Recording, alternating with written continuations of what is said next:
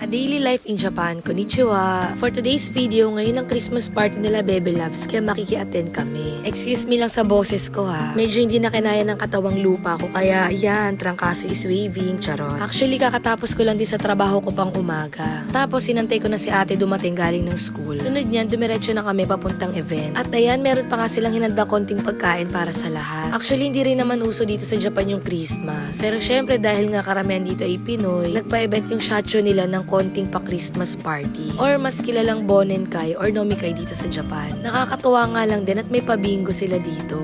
Unang nanalo dyan yung nanay ko. Kamusta naman? Sumunod na nanalo dyan yung kapatid ko. Tapos yung huling nanalo, ako. O diba, Hakot Award yarn? Actually, marami-rami din yung umattend dito sa event. Pero sa dinami-dami ng pwedeng manalo, kami pa talaga nila mami at ng kapatid ko yung nanalo. Parang kami lang yung kumuha ng papremyo. Ang lakas makakuya Will ng sacho. O diba, may pa-jacket. Tapos after ng pabingo, ayan, konting kantahan, sayawan, chikahan. At hindi na rin kami ganun nagtagal dahil may pasok pa kinabukasan. At kamusta naman ang mga junakis ko, mga baby pa lang, laman na ng umise. Nakakatuwa lang din tong Christmas party nila. At least kahit papano hindi lang puro trabaho. Yan, tamang pagpag ng stress at pagod. At itong mga junakis ko, nakakuha pa ng otoshidama. So, yun lang guys. Sana maging masaya ang Pasko niyong lahat. At naway maging magandang pagpasok ng bagong taon sa ating lahat. At wag na wag natin kakalimutan magpasalamat sa itaas.